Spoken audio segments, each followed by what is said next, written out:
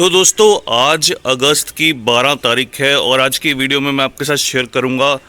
अगर आप बहुत दिन से परेशान है, आपका झुमका बेल, मधुमालती या रंगून क्रीपर का ये जो पौधा रहता है, ये बहुत कोशिश करने पर भी अच्छे से फ्लावरिंग नहीं कर पा रहा, तो आज की इस वीडियो में मैं आपके साथ इस पौधे के लिए एक खास या स्पेशल जो फर्टिलाइज़र है वो शेयर करूँगा।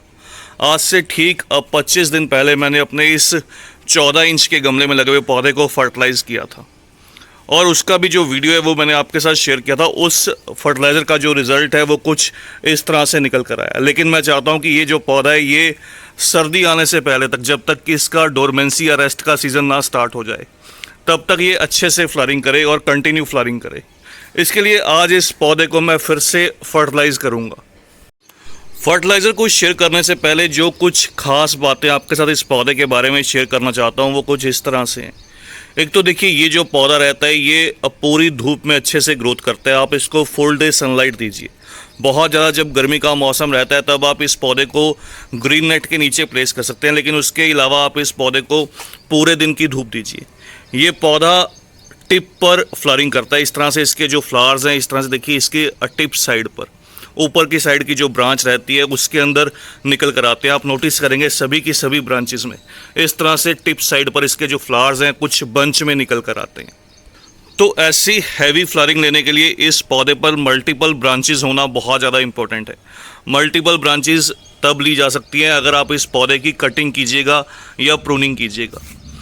तो इस पौधे का अगर आपके पास कोई छोटा प्लांट है, अभी मैच्योर प्लांट नहीं है, तो उसकी आप टिप साइड को रिमूव कर दीजिए, तोड़ दीजिए। जैसे ये देखिए, ये जो पौधा रहता है इसकी आपको ऊपर की जो टिप साइड रहती है इस तरह से उसको निकाल देना है, उसको तोड़ देना है। इससे नीचे की साइड से जो मल्टीपल शूट्स हैं वो ग्रोथ करने लगती हैं और बहुत जल्द आप नोटिस करेंगे आपका जो पौधा है कुछ बुशी या घने पौधे में डेवलप होगा। दूसरा, अगर आपका प्लांट कुछ इस तरह से गमले में लगा हुआ प्लांट है तो साल में एक बार, जब ये अपने डोरमेंसी या रेस्ट के सीज़न से बाहर आता है, जब मार्च का सीज़न स्टार्ट होता है, उस समय पर आप साल में एक बार इस पौधे को एक तो रीपॉट कीजिए, क्योंकि इसकी जो रूट सिस्टम रहता है वो बहुत स्ट्रॉन्ग रहता है और बहुत जल्द इसके जो रूट्स हैं वो पूरे गमले को भर लेते हैं। तो साल में एक बार इस पौधे को आप रूट प्रून कीजिए, इसकी रूट्स को, जड़ों को बाहर निकाल दीजिए, उसके बाद उसकी कटिंग कीजिए। इस पर भी मैंने एक वीडियो शेयर किया था, उस वीडियो का भी कोशिश करूँगा, आपको जो लिंक है वो डिस्क्रिप्शन में दे दूँगा। दूसरा, इस पौधे की जो हाइट है, या कह सकता हूँ क्योंकि ये बेलनुमा पौधा है तो बहुत जल्दी ऊपर की तरफ बढ़ने लगता है। अगर आप इस तरह से इस प्लांट को सेम इसी तरह से कुछ गमले में मेंटेन करना चाहते हैं तो हार्ड प्रूनिंग, इसके ऊपर से कटिंग बहुत ज़्यादा ज़रूरी रहती है। साल में आप 2 बार इस पौधे की कटिंग कीजिएगा ऊपर की साइड से। उसके लिए एक जो मौसम है वो फरवरी और मार्च का मौसम है। दूसरा, जब इसके फ्लावर्स एक बार ख़त्म हो जाएं, ख़त्म होने के बाद ये फिर से ग्रोथ करने लगे, उस समय पर आप इस पौधे की जो है वो सेमी हार्ड प्रूनिंग कीजिए। तब आप नोटिस करेंगे आपका कुछ पौधा इस तरह से ही बुशी या घना डेवलप होने लगेगा। ये जो आप मेरा प्लांट देख रहे हैं, जैसे मैंने आपको बताया, ये 14 इंच के गमले में लगा हुआ प्लांट है, सीमेंट के गमले में लगा हुआ प्लांट है और 2 साल पुराना प्लांट है। इसकी आप स्टेम से आइडिया लगा सकते हैं। इस तरह से इसकी जो स्टेम्स हैं वो थोड़ी थिक हैं। एक जो और इस पौधे में बहुत बड़ी खासियत रहती है वो ये कि इसके जो फ्लावर्स हैं वो कलर चेंजिंग रहते हैं। इस तरह से देखिए, इसके जो फ्लावर्स हैं जब खिलने वाले होते हैं तब वो वाइट कलर में निकल कर आते हैं, उसके बाद कुछ लाइट पिंक और बाद में इस तरह से रेडिश टर्न होकर ये पौधे जो हैं, ये इसके जो फ्लावर्स हैं वो स्पेंट होने लगते हैं। और रात के समय इस प्लांट की जो लाइट फ्रेगरेंस है वो भी आपको फील होगी। तो ये परफेक्ट हार्डी ऑप्शन है आपके समर गार्डन के लिए, अच्छे फूल लेने के लिए। एक जो और बात इसके लिए बहुत ज़्यादा इंपॉर्टेंट है, इस पौधे को हल्की जो मॉइस्ट सॉइल है, जो गीली मिट्टी रहती है वो पसंद रहती है। आप इसको गर्मी के मौसम में डेली वाटरिंग कीजिए। अगर आपके वहाँ पर कुछ मानसून या बादल के समय है तो आप एक दिन छोड़कर पानी दीजिए, नहीं तो जब भी इसका फ्लावरिंग का सीज़न होता है आप इसको रोज़ाना पानी दीजिए। गमले की मिट्टी हल्की सी गीली रहनी चाहिए।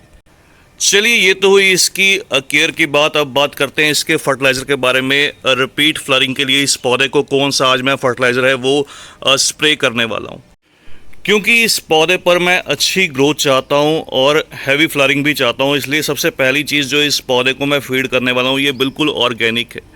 इस तरह से ये सीवीड ग्रेनुअल है, इसके अंदर लाइट नाइट्रोजन रहती है, हल्का सोर्स रहता है नाइट्रोजन का, जो पौधे को धीरे धीरे ग्रोथ देगा और ये स्लो रिलीज रहता है। साथ में इसके अंदर बहुत से माइक्रो न्यूट्रिएंट्स रहते हैं जो पौधे को फोटोसिंथेसिस के प्रोसेस में हेल्प करेंगे। तो इस तरह से, क्योंकि ये 14 इंच का गमला है, तो 2 चम्मच जो माइक्रो न्यूट्रिएंट है या फिर सीवीड है, अगर आपके पास ऑर्गेनिक है तो 2 चम्मच, अगर आप कोई इसकी जगह पर केमिकल का इस्तेमाल करेंगे तो उसका 2 ग्राम। इस तरह से आप गमले की मिट्टी में ऐड कर दीजिएगा। अगर आपके पास कोई पाउडर फॉर्म में है तो आप उसका स्प्रे भी कर सकते हैं। और अगर आपके वहाँ पर बहुत ज़्यादा गर्मी का मौसम नहीं है, मौसम बिल्कुल नॉर्मल है, तो आप इस तरह से जो मस्टर्ड केक का पाउडर रहता है, सरसों खली का जो पाउडर रहता है, इसका आप 1 चम्मच 5 ग्राम इस तरह से आप इस पौधे को ये भी फीड कर सकते हैं। लेकिन हमारे यहाँ पर अभी मानसून का टाइम है, तो अभी के लिए इस पौधे को मैं मस्टर्ड केक फीड नहीं करूँगा। इसके अलावा इस प्लांट पर हैवी फ्लावरिंग के लिए मैं 2 चीज़ों का स्प्रे करने वाला हूँ। इन 2 चीज़ों में से पहली जो चीज़ है वो NPK 05234 है। ईज़िली अवेलेबल रहता है सीड शॉप पर। इसका 1 ग्राम, क्योंकि ये केमिकल है तो 1 ग्राम से आप ज़्यादा मत यूज़ कीजिएगा। साथ में muriate of potash, red potash, अगर आपके पास रेड पोटाश ना हो तो आप 0050 जो ये भी सीड शॉप से मिल जाता है, NPK 0050 रहता है, आप उसका साथ में 1/2 ग्राम, आधा ग्राम जो है वो इस्तेमाल कीजिएगा। इन दोनों चीज़ों को आप इस तरह से 1 लीटर पानी में मिक्स कर लीजिए, अच्छे से डिज़ोल्व कर लीजिए। और सुबह या शाम के समय जब धूप बहुत ज़्यादा तीखी ना हो, बहुत ज़्यादा तेज़ ना हो, उस समय पर पूरे प्लांट पर अच्छे से स्प्रे कीजिएगा। तो इस तरह से इसका आप जो स्प्रे है और भी सभी फ्लावरिंग प्लांट्स को इस मौसम में कर सकते हैं। आपको जो रिज़ल्ट है वो बहुत अच्छा मिलेगा। इस सेम फर्टिलाइज़र को आप मस्टर्ड केक के साथ में, जैसे मैंने मस्टर्ड केक भी आपको बताया था, सेम फर्टिलाइज़र को आप मस्टर्ड केक के साथ में हर 20 से 25 दिन पे आपको अपने पौधे पर रिपीट करना होगा। आपको इससे जो फ्लावरिंग है, जो ग्रोथ है, वो बहुत अच्छी दिखाई देगी। तो बस दोस्तों, आज की इस वीडियो में इतना ही। जल्दी मिलते हैं किसी और नए टॉपिक के साथ, किसी और नई वीडियो के साथ। तब तक के लिए bye, happy gardening, take care.